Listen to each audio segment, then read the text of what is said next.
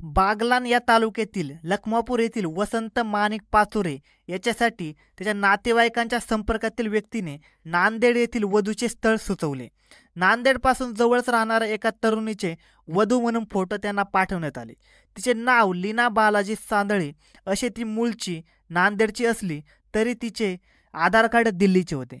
हे लग्न एजंटमार्फत ठरवण्यात आले. या तरुणीशी विवाहाच्या बदल्यात वधू पक्षाला 2 लाख रुपये देण्याचे ठरले. त्यानुसार दिनांक 21 मार्च 2025 रोजी एक पुरुष व एक महिला वधूला सोबत घेऊन लखमापूरला आले.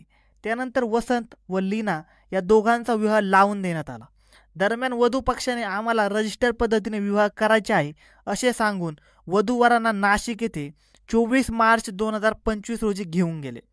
पंचवटीमधील साई वैदिकमध्ये दोघांचा विवाह करण्याअगोदर वधू पक्षाने आणखी वाढीव पैशाची मागणी केली. 2 लाखात आधी ठरलेला विवाह 2.5 लाखात पार पडला. विवाह झाल्यावर पाचोरे वधूला घेऊन लखमापूर येथे आले. 4 दिवसांनी वधूने घरात सांगितले की आज मी स्वयंपाक करते. शनिवार दिनांक 29 मार्च 2025 रोजी नववधू लीनाने झकास स्वयंपाक बनवला. मात्र स्वयंपाक बनवताना तिने बनवलेल्या जेवणामध्ये गुंगीचे औषध मिसळले. पाचोरे कुटुंबाने नववधूने चांगला स्वयंपाक केल्याचे कौतुक करत जेवणावर चांगला ताव मारला आणि सर्वजण रात्री झोपे गेले. विवाहासाठी वसंतचा भाऊ व त्याची वहिनी घरी आले होते. घरातील माणसे मात्र गाढ झोपेत असल्याचे पाहून नववधू ही लीना हिने वसंतकडील दागिने तसेच वहिनीच्या कानातील दागिने, गळ्यातील मंगळसूत्र व घरातील रोख 50,000 रुपये घेऊन पहाटेच घरातून फरार झाली. सकाळी एक जण झोपेतून उठले. त्यावेळी सर्वांचे डोके जड झाले होते. प्रत्येकाला अस्वस्थ वाटून चक्कर येत होती. त्यानंतर सर्वांच्या लक्षात आले की आपली नववधू लीना घरात नाही. तेव्हा त्याने तिचा शोध घेतला. ती घरात अथवा बाहेर कुठे दिसून आली नाही. तेव्हा तिचा प्रताप यांच्या लक्षात येऊ लागला. अलीकडे असे प्रकार घडत असल्याचे त्यांना माहीत होते, पण आपल्याबाबतच असे घडेल याची त्यांनी स्वप्नातही कल्पना केली नव्हती.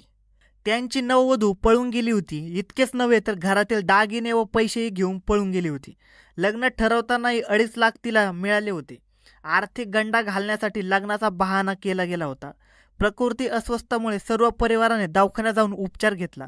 त्यानंतर सटाणा पोलीस ठाण्यात जाऊन आपल्या समूहात घडलेला फसवणुकीचा प्रकार कथन केला.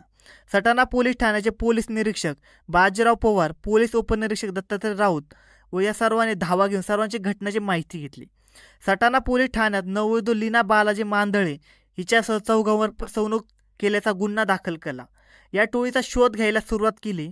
दरम्यान लखमापूर येथील या लोकांची फसवणूक केल्यानंतर घोटी येथे 1.5 लाखात दुसरा विवाह करण्याच्या तयारीत असताना सटाणा पोलिसांनी नववधू लीनासह तिचा मामा व मावशी यांना शिताफीने अटक केली.